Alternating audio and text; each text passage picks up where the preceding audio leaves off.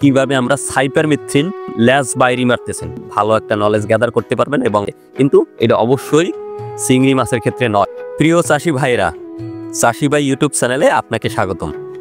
আমার এই চ্যানেলে মূলত মাছ চাষ এবং কৃষির বিভিন্ন বিষয় সম্পর্কে আলোচনা করা হয়, যেটা আমি বাস্তব অভিজ্ঞতা থেকে আমার নিজের অভিজ্ঞতাটা আপনার সাথে শেয়ার করি। তার এই ধারাবাহিকতায় আজকে মূলত আমরা কথা বলবো মাছের উকুন বা পরজীবী সম্পর্কে। তো মাছের উকুন বা পরজীবীর আজকে আমরা আছি দ্বিতীয় ধাপে। গত পর্বে আমি আলোচনা করছিলাম মাছের উকুন বা পরজীবী দমনের জন্য ভার্কিল ভেট এইটার সম্পর্কে ডিটেলসে বিস্তারিত বর্ণনা করছিলাম। তো আজকে দ্বিতীয় পর্বে আছি। আমরা দ্বিতীয় পর্বে আলোচনা করব মাছের উকুন বা পরজীবী দমনের জন্য কিভাবে আমরা সাইপারমেথ্রিন ব্যবহার করে একটা ভালো একটা রেজাল্ট আসতে পারি, এবং কোন কোন মাছের ক্ষেত্রে এই সাইপারমেথ্রিনটা ব্যবহার করা যায়, কোন কোন পুকুরে কিভাবে প্রয়োগ করতে হবে, ইন ডিটেলস আলোচনা করা হবে আজকের ভিডিওতে। তো যারা মাছ চাষি আছেন অবশ্যই ধৈর্য ধরে A to Z সম্পূর্ণ ভিডিওটি দেখবেন, কারণ সম্পূর্ণ ভিডিও যদি আপনি না দেখেন তাইলে আপনি পুরো বিষয়টা বুঝতে পারবেন না। তাই একটু কষ্ট হলেও ধৈর্য ধরে A to Z সম্পূর্ণ ভিডিওটা দেখার চেষ্টা করবেন। তো আর কথা না বাড়াই, চলুন শুরু করি।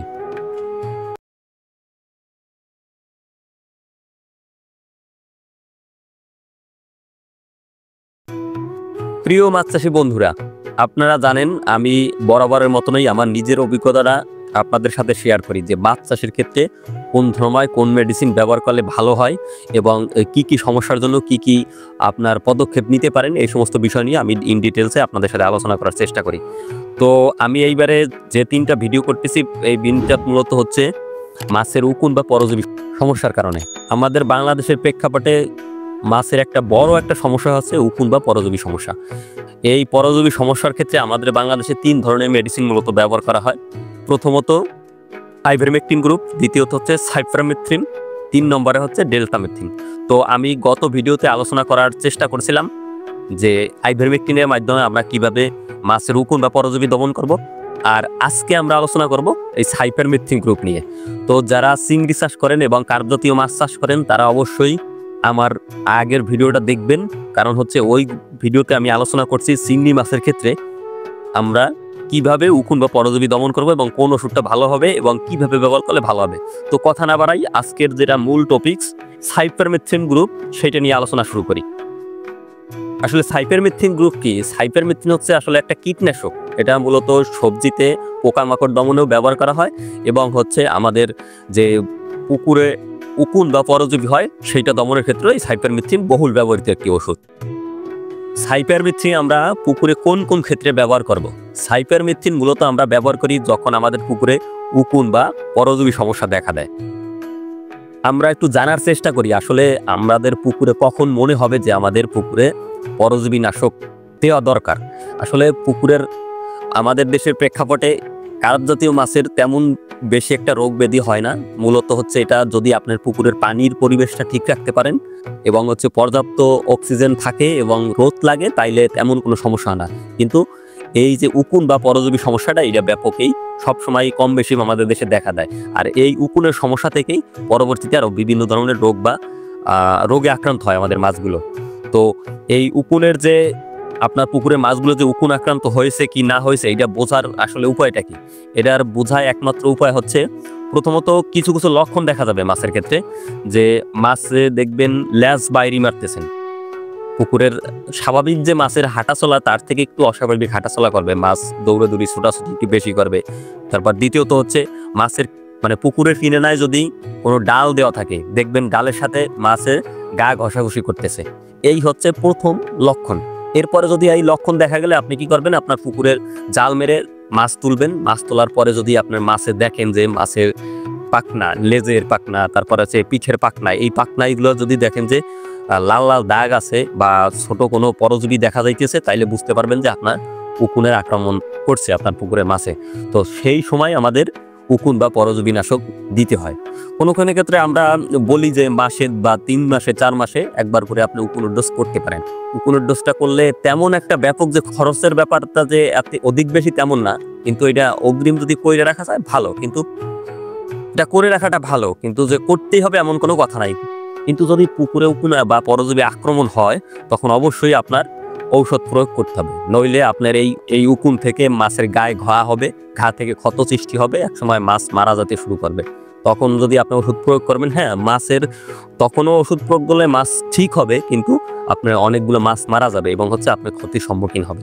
এবং তখন আরও এর পরবর্তীতে জীবাণুনাশক প্রয়োগ করতে হবে অথবা পটাশ দিতে হবে, তখন খরচাটা একটু ব্যয়বহুল হয়ে যাবে। তো যখন এই প্রথম দিকের এই লক্ষণটা দেখবেন, তখনই যদি আপনার এই ঔষধ প্রয়োগ করতে পারেন, তাইলে একটা ভালো একটা রেজাল্ট নিয়ে আসা যায় এবং হচ্ছে আপনার খরচটা কমাই আনা যায়। তো যেটা নিয়ে কথা বলতেছিলাম আজকে, মূলত আমরা কথা বলতেছি সাইপারমেথ্রিন নিয়ে। সাইপারমেথ্রিন হচ্ছে একটা কীটনাশক। মূলত আমরা যখন এটা পুকুরে পরজীবী বা উকুনের আক্রমণ হয় তখন এই ওষুধটা ব্যবহার করি, কিন্তু এই ওষুধটা ব্যবহার করার ক্ষেত্রে কিছু কিছু আমাদের অবশ্যই সতর্কতা অবলম্বন করতে হবে। যেরকম আগের আমরা ভিডিওতে আলোচনা করছিলাম আইভারমেকটিনে একটু কম সতর্ক হইলেও সমস্যা হয় না, কিন্তু এই সাইপারমেথ্রিনের ক্ষেত্রে আপনার অবশ্যই অধিক সতর্ক থাকতে হবে। আপনার পুকুরে যদি চিংড়ি মাছ অথবা বাইলা মাছ, বিশেষ করে সাদা রক্তেওয়ালা যে মাছগুলো আছে, সেই মাছগুলো আপনার পুকুরে যদি থাকে, তাহলে কোনোভাবেই এই সাইপারমেথ্রিন গ্রুপ প্রয়োগ করতে পারবেন না। এই সাইপারমেথ্রিন গ্রুপের ওষুধটা সাদা রক্তের যে মাছগুলো আছে তাদেরকে মেরে ফেলে। তাহলে আপনি যদি ভালোর জন্য এই ওষুধটা প্রয়োগ করেন, দেখা যাবে যে আপনি ক্ষতির সম্মুখীন হবেন। তাই এই সাইপারমেথ্রিন গ্রুপটা আপনার পুকুরে প্রয়োগ করার আগে সর্বোচ্চ সচেতন হইতে হবে যে আপনার পুকুরে কোনো প্রকারের চিংড়ি মাছ অথবা বাইলা মাছ অথবা সাদা রক্তওয়ালা মাছ, এই মাছগুলো আছে কিনা। যদি এই মাছগুলো আপনার পুকুরে না থাকে, তাইলে আপনি সেই ক্ষেত্রেই আপনি এই সাইপারমেথ্রিনটা গ্রুপটা ব্যবহার করতে পারবেন। তো কোন কোন ক্ষেত্রে ব্যবহার করতে পারবেন? ব্যবহার করতে পারবেন হচ্ছে কার্প জাতীয় মাছ, যেরকম হচ্ছে রুই, কাতাল, মৃগেল, সিলভার, কালবাউস, তারপরে কার্পো মাছ। এই ধরনের যে মাছগুলো আছে, সেই মাছের ক্ষেত্রে আপনি সাইপারমেথ্রিন অবশ্যই ব্যবহার করতে পারবেন। কিন্তু কোনোভাবেই সাদা রক্তের যে মাছগুলো আছে, চিংড়ি মাছ, বাইলা মাছ, এদের ক্ষেত্রে ব্যবহার করা যাবে না। সাইপারমেথ্রিন এই গ্রুপের ঔষধটা কীটনাশকের দোকানে আপনি বিভিন্ন নামে পাবেন, যেরকম আছে স্কোয়ারে আছে সাইপারিন, তারপরে এসিএর আছে কট, এরকম দেখো অনেক, প্রায় অধিকাংশ কীটনাশকের কোম্পানির এই সাইপারমেথ্রিন গ্রুপের ঔষধ আছে, যেটা আপনি আপনার লোকালি সংগ্রহ করতে পারবেন। ঠিক আছে? তো সাইপারমেথ্রিনের মাছের যে উকুনের পরজীবী সমস্যার ক্ষেত্রে সবচেয়ে কম খরচে যে চিকিৎসাটা দেওয়া যায় সেটা হচ্ছে সাইপারমেথ্রিন দিয়ে। কিন্তু এটা অবশ্যই চিংড়ি মাছের ক্ষেত্রে নয়, এটা হচ্ছে সাদা মাছের এবং কার্প জাতীয় মাছের ক্ষেত্রে। তো আমি যেটা ব্যবহার করি মূলত স্কোয়ারে সাইপারিন অথবা এসিআই পট, এগুলা হচ্ছে আমি শতাংশে প্রতি ফিট পানির জন্য 0.5 ml।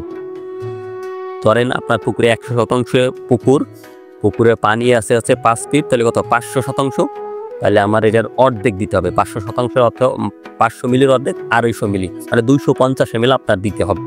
আবারও বলি, প্রতি শতাংশে প্রতি ফিট পানির জন্য 0.5 ml।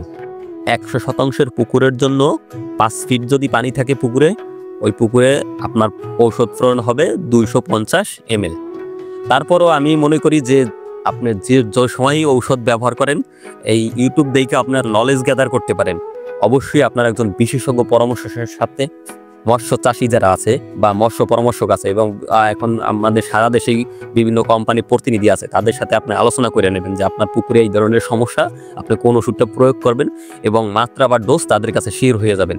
কারণ হচ্ছে যদি ওষুধ নির্দিষ্ট মাত্রায় প্রয়োগ করলে একটা ভালো ফলাফল পাওয়া যায়, কিন্তু যদি আপনার অধিক ডোজ অথবা আপনি বেশি প্রয়োগ করে ফেলান, সেই ক্ষেত্রে আপনার হিতে বিপরীত হইতে পারে, উপকারের জায়গায় আপনার মাছও মারা যাইতে পারে। এই জন্য এই ধরনের কীটনাশক বা এই ধরনের ঔষধ পুকুরে ব্যবহার করার ক্ষেত্রে অবশ্যই অভিজ্ঞ যারা আছে তাদের কাছে আপনি অবশ্যই পরামর্শ নিয়ে নেবেন। তো বন্ধুরা, আমি আলোচনা করার চেষ্টা করতেছি যে আসলে সাইপারমেথ্রিনটা আমরা কোন কোন পুকুরে কখন প্রয়োগ করতে পারবো। আর আমার অভিজ্ঞতাকে বলতে চাই যে আপনি সাইপারমেথ্রিনটা সবসময় সকালে অথবা বিকালে, যখন পুকুরে পানিটা একটু ঠান্ডা থাকে, তখন প্রয়োগ করলে আপনারা ভালো ফলাফল পাবেন। আর এই ওষুধ প্রয়োগ করার পর 2 থেকে 3 দিন খাবারটা না প্রয়োগ করাটাই ভালো। তখন 2-3 দিন খাবার যদি না দেন, তাহলে আপনারটা ভালো আউটপুট পাবেন।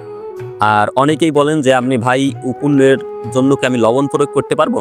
হ্যাঁ, উকুনের জন্য অবশ্যই লবণ প্রয়োগ করা যায়। লবণ প্রয়োগ করলে যেটা নিম্ন শ্রেণীর পোকা যেগুলো আছে বা পরজীবী আছে, সেগুলা মারা যায় এবং হচ্ছে কিছুটা হইলেও কাজ করে।